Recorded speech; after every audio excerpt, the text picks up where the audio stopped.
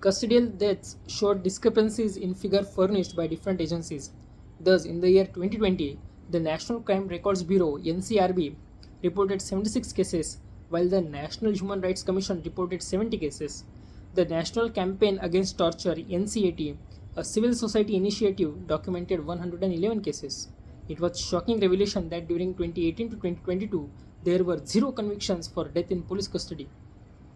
An encouraging part of the report is where the researchers found that an overwhelming 79% of police personnel favor training in human rights. 71% recommended prevention of torture and 79% supported evidence-based interrogation techniques. The report says that there was consensus among lawyers and judges that confessions to the police should never be made inadmissible. It is worthwhile placing on the record that the Malimath Committee had suggested that confessions made before a senior police officer of the rank of superintendent or above should be admissible in evidence with safeguards to prevent coercion.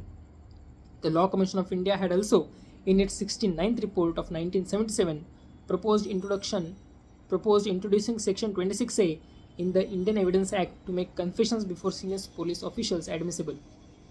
The study included in-depth interviews with doctors, lawyers and judges, also whose job involved interacting with the police and those in custody.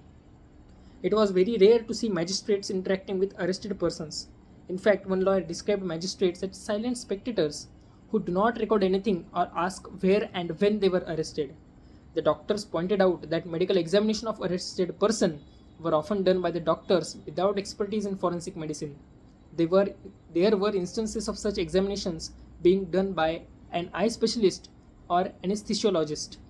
The study in fact found fault with all the concerned agencies for incidents of torture. The police are of course the main culprit. The magistrates contribute by playing a passive role. The doctors by not deputing specialists who could identify signs of torture. The National Human Rights Commission has been criticized for not defining torture and for its colored attitude towards the victims of torture. A serious lacuna in the report is that it has not made any observations on the factors that contribute to the use of torture in the Indian context.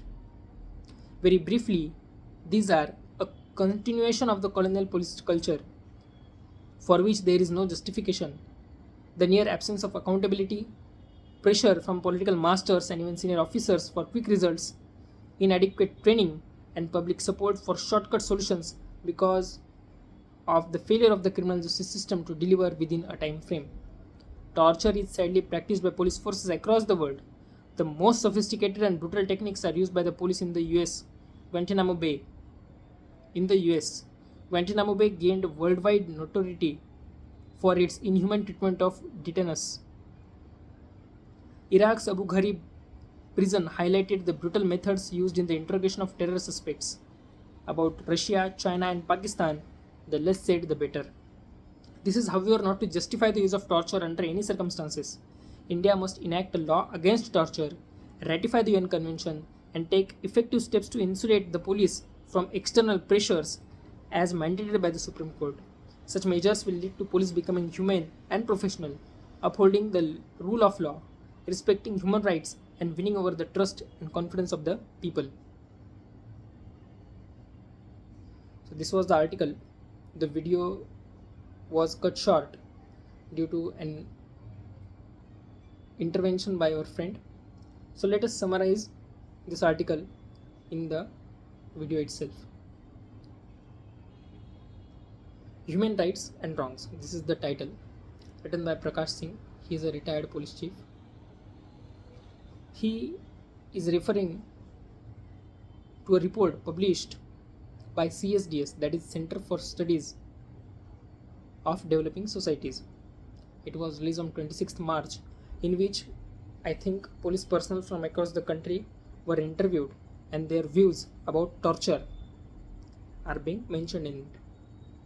So, firstly, the chief gave the definition of torture as was given in the UN Convention of 1984, which generally means that a physical or mental harm which is inflicted upon a person to gather information from him about the act he may have committed or about a third person or any. So there are many legal terms in that, we need not go into it. but the definition of torture is given. Although India had signed the pact or convention in 1997 but has not ratified it, which means this UN convention is not legally applicable in India. The retired police chief also gave various descriptions about the thought process and mentality of police personnel. Many of them think that a third degree treatment is ought to be given. Many of them think even it should be given in petty crimes as well.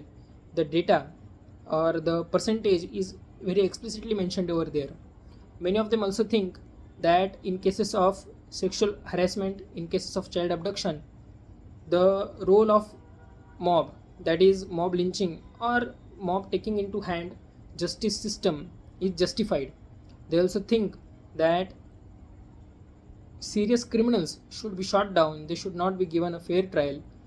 Not all of them, but a significant portion of them think so.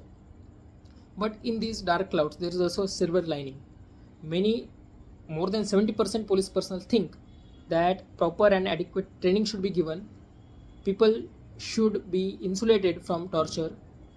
They should be given a proper treatment in custodies. Custodial deaths are also a very important point in this article. From 2018 to 2022, not a single conviction about custodial deaths was done.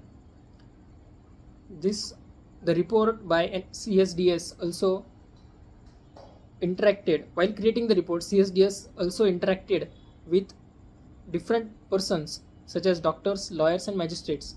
Many of them said that magistrates are mere passive spectators who do not play any active role in such cases, while doctors are also not very active. They generally delegate the work to non-forensic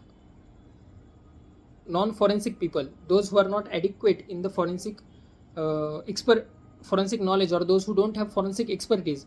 Such people, when they handle the cases of torture, would not produce a good report about it. And most importantly, there are the police who are the main culprits.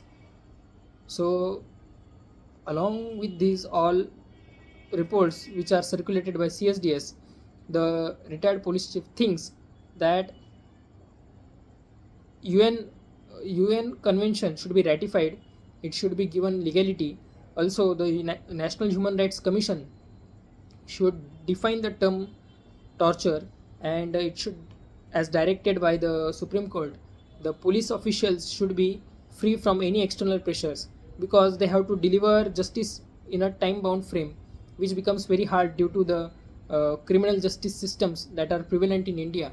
Also, the political masters, the senior officials and the public sentiment is very pressing them to do, and time bound recovery or time bound the time boundness makes them more prone to do tortures. So the system as a whole needs to be cleaned, and the system as a whole needs to be oiled and reshuffled. So this is the crux of the video. Thank you and have a nice day.